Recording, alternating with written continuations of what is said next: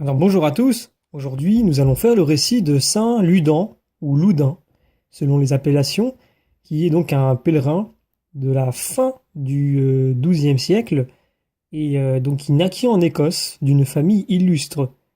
Alors ayant perdu son père et sa mère, il prit dans son cœur la résolution de suivre de plus près les traces du Christ. Craignant, s'il restait dans sa patrie, d'y rencontrer des obstacles à son projet après avoir répandu ses richesses dans le sein des pauvres, il quitta sa parenté et partit couvert d'un vêtement pauvre pour n'être point reconnu. Il visita le sépulcre du Christ, le seuil des saints apôtres et d'autres saints lieux. Chemin faisant, il parvint selon la tradition au bourg de Nordheim, en Alsace, au commencement du XIIIe siècle. Alors là, fatigué de la route, il se reposa sous l'ombre d'un arbre. Il fut réconforté et soulagé par un ange et averti de l'imminence de sa mort. Peu après, il s'endormit paisiblement dans le Seigneur. Aussitôt, son corps privé de vie répandit au loin une très suave odeur. On trouva sur lui un billet indiquant son nom, sa naissance, sa patrie et sa pieuse vie. Sa sainteté ainsi connue, on s'empressa de le honorer comme il en était digne. Comme il y avait deux paroisses dans le bourg sur le territoire duquel il était décédé, chacune d'elles voulait avoir son corps jusqu'à ce que quelqu'un conseilla de prier Dieu de faire connaître sa volonté. Alors, le corps du bienheureux, étant placé sur un chariot et abandonné sans guide, le cheval qui le traînait se dirigea de lui-même à l'église de Saint-Georges. C'est dans cette église, agrandie plus tard en son honneur, que Saint Ludan est honoré au milieu d'un grand concours d'habitants du pays et d'étrangers. Plusieurs personnes dans différentes maladies ont éprouvé son crédit auprès de Dieu. Ajoutons quelques détails à ces paroles tirées du propre de Strasbourg. Le billet trouvé dans la valise de Saint Ludan portait ces mots. Je suis fils du noble Hildebod, duc d'Écosse, et je me suis fait pèlerin pour l'amour de Dieu. Après la mort de son père, il avait employé ses biens à des œuvres de piété et bâti entre autres un hôpital pour les étrangers et les infirmes de toute espèce. Son tombeau fut détruit dans la guerre des Suédois en 1632, mais il a été rétabli depuis et on le voit encore dans l'église qui porte son nom. Alors nous avons là un récit assez original. Nous avons donc une personne, donc apparemment écossaise, qui est issue d'une famille illustre, qui perdit donc son père et sa mère, et qui par la suite a pris la résolution de suivre de plus près les traces du Christ. Alors cela veut dire que peut-être qu'auparavant, il suivait le Christ, mais eh bien comme peut-être la majorité d'entre nous, comme nous le faisons nous, c'est-à-dire que de façon un peu classique, traditionnelle, on va à la messe, on lit quand même un peu la Bible, on essaie de garder la parole, mais il y a toujours une part de nous qui, voilà, reste toujours attachée aux choses du monde, qui perd son temps quelquefois dans des choses même inutiles. Eh bien, nous voyons ici que quelquefois un événement de la vie qui peut paraître tragique, difficile, qui peut même provoquer une véritable souffrance, eh bien, peut tout à fait être une porte qui mène à quelque chose de plus grand. Souvent, un Dieu arrive à faire, même très souvent, c'est d'ailleurs pour cela qu'il laisse peut-être le mal continuer à exister, c'est pour que celui-ci, ou plutôt de celui-ci, il puisse tirer un plus grand bien. Voilà, nous avons ici un de ces exemples-là, eh bien Saint Ludan perdit il perdit sa famille, et donc son père et sa mère, et il finit donc par suivre le Christ de plus près. Alors, c'est quelque chose qui doit quand même nous faire poser des questions, dans la mesure où nous, en tant qu'aujourd'hui, je dirais, la plupart des personnes qui sont occidentaux, dans ce monde occidental aujourd'hui, eh bien, nous sommes toujours portés vers le plaisir, vers les choses qui nous rendent heureux. On ne cherche pas à devenir plus sain, on ne cherche pas aussi à approfondir certaines vérités existentielles, plutôt questions existentielles, des fois on ne cherche même pas la réponse. Eh bien, on se contente plutôt de se dire, eh ben, ça me fait plaisir, ça j'aime bien, ça, eh bien, je m'amuse, voilà, le divertissement, la jouissance. Mais on ne cherche pas à savoir, on essaie d'occulter, des fois par peur, les questions qui concernent la souffrance, la maladie, la mort. On se dit, mais bah, c'est encore loin de moi tout ça. Et puis ça n'arrive qu'aux autres. moi, je laisse ça pour plus tard, je veux pas en parler.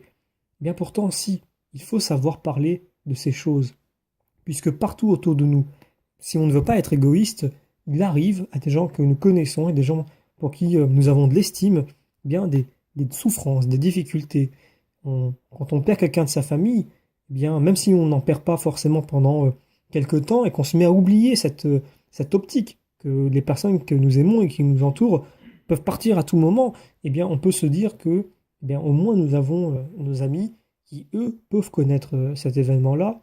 Et si le seul secours que nous pouvons leur donner, c'est d'être un peu présent, c'est bien.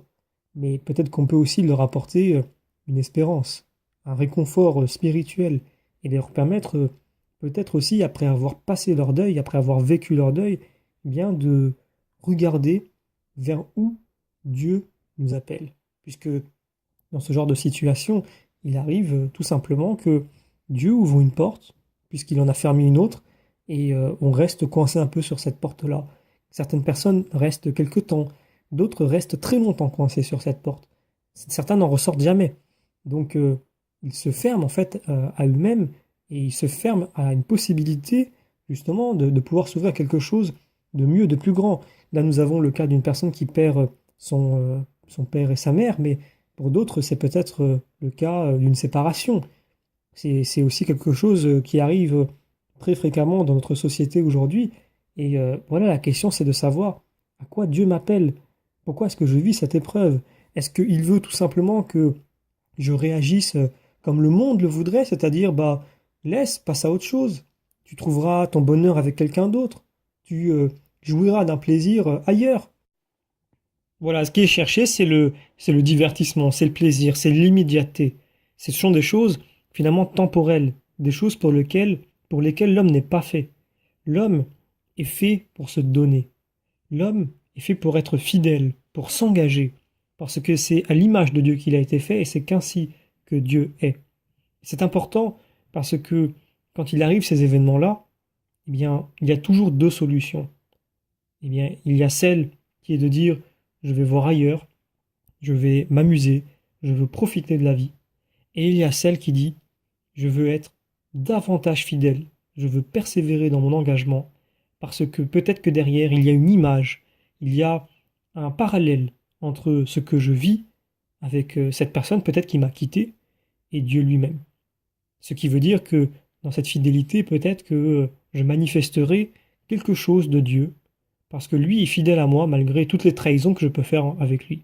Alors, entendons-nous bien quand même sur ce que je viens de dire, il faut aussi prendre les cas par cas. Évidemment, une femme qui a été abandonnée avec 3-4 enfants en bas âge, eh bien, il est tout à fait compréhensible que elle, qui en plus est victime de ça, eh bien, cherche un père pour ses enfants. Donc il faut bien faire attention et ne pas prendre ce que je dis comme une généralité absolue. Bien que même dans cette situation-là, il faut quand même réfléchir et se demander ce que Dieu attend de moi. Mais je vais prendre un autre cas. Si vous prenez un couple peut-être marié qui n'a pas encore d'enfant et qui se sépare, eh bien là, ce que je dis auparavant est davantage valide. Il faut persévérer dans cette voie, comprendre ce à quoi Dieu m'appelle, suivre de plus près les traces du Christ comme nous pouvons le lire dans ce récit. Alors, pour une sainteté parce que nous sommes appelés à être saints, pour une vie de sainteté, pour une pieuse vie, pour sortir de nous-mêmes, comme ce fut le cas pour Abraham. Vous voyez, on voit dans ce récit que Saint Ludan a dû quitter sa patrie. Bien comme Abraham lui-même est sorti de sa patrie, de ses terres. Et allégoriquement, on peut tout à fait comprendre cette chose-là de la façon suivante, c'est de sortir de nos habitudes, sortir de nos idées reçues, sortir même de notre penchant. Notre penchant, notre cœur penche toujours vers les petits plaisirs rapides, vers la- le- les choses temporelles, vers la jouissance. Voilà, c'est quelque chose de naturel. Mais la vérité, c'est que nous ne sommes pas faits ainsi comme ça aujourd'hui. C'est le péché qui nous tend un peu vers ces choses. Mais originellement, nous sommes faits pour tendre vers Dieu et pour être à l'image de Dieu. C'est le péché qui nous supprime cette ressemblance à Dieu, nous empêche d'être à la ressemblance de Dieu et qui nous pousse vers des choses terrestres, des choses basses, des choses temporelles. Mais la fidélité, se donner, suivre le Christ, s'engager, c'est quelque chose qui se fait pleinement. Et c'est quelque chose qui se fait à tous les niveaux, même et surtout même dans les relations qu'il y a par exemple dans le mariage. Et à ce moment-là, nous comprenons que quand nous restons fidèles, quand nous savons aimer, et quand nous savons aussi persévérer dans cet engagement, nous sommes à la ressemblance de Dieu et nous grandissons. Quand nous fuyons nos responsabilités, quand nous fuyons nos engagements, quand nous fuyons ce à quoi nous sommes appelés, nous ne grandissons pas. Nous restons quelque chose.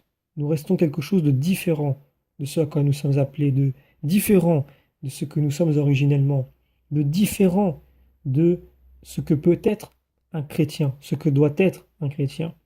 Nous sommes parmi ces personnes qui ont choisi de prendre une voie qui n'est pas celle à laquelle nous sommes appelés par Dieu lui-même. Alors, dans ces difficultés, dans ces moments difficiles, dans ces souffrances, sachons ne pas faire justement comme ont pu le faire Adam et Ève dans le jardin, quand Adam se dédouane de sa responsabilité, quand Ève met la faute sur le serpent. C'est il y a également quand Adam met la faute sur Ève. Vous voyez, quand on prend ce récit, Adam met la faute sur Ève, Ève met la faute sur le serpent. C'est l'attitude que nous avons toujours. Mettre la faute sur son prochain ou mettre la faute sur le malin, sur le mal. Dire c'est le démon, je suis victime, ce n'est pas de ma faute. Non, ce n'est pas forcément vrai ou faux. La question n'est pas là. Ce n'est pas l'objet. L'objet, c'est de faire ce qu'auraient dû faire Adam et Ève à ce moment-là, se tourner vers Dieu, demander pardon et demander ce que Dieu attend de moi dans cette difficulté, parce que seul lui peut me permettre soit d'en finir, et peut-être que les choses se résolvent toutes seules, en tout cas par l'aide de Dieu, mais surtout de savoir que si ces choses persévèrent, si ces choses perdurent, que dois-je faire? Voilà la question, et voilà toujours l'objet de notre foi. Le Christ, c'est également la finalité de nos actes, la finalité de notre volonté, la finalité de nos pensées, et donc à partir de là, il faut le regarder. Il faut le regarder afin que dans toutes les situations, pas seulement les bonnes, mais les mauvaises et les pires encore, ce soit lui qui dirige nos actions. Et d'ainsi, pour garder cette concentration, pour rester fidèle dans notre engagement, nous pouvons demander l'intercession de Saint Ludan, afin que lui, qui est décrit comme pèlerin à juste titre, puisque nous sommes tous pèlerins durant cette vie, sur terre, nous sommes tous des pèlerins amenés à vivre ailleurs, dans la demeure du Père, nous ne sommes pas appelés à rester ici éternellement, eh bien, sachons regarder le ciel, sachons contempler le Christ, sachons le rechercher dans toutes les circonstances, et pour cela, parce que nous sommes des êtres humains entachés du péché, nous ne pouvons le faire tout seuls, sans la grâce de Dieu, et Dieu distribue cette grâce à nos frères, notamment Saint Ludan, qui, eux, sont chargés de prier pour nous, de veiller sur nous et de nous aider, comme cette grande famille que nous formons tous dans les cieux et sur terre. Et nous aussi, nous sommes appelés à aider ceux qui ont encore plus besoin de nous, de cette aide, afin que tous, quand nous prenons tous la main les uns les autres, eh bien nous sachions nous tirer vers le haut, vers le Christ qui nous donne cette force. Saint Ludan, priez pour nous.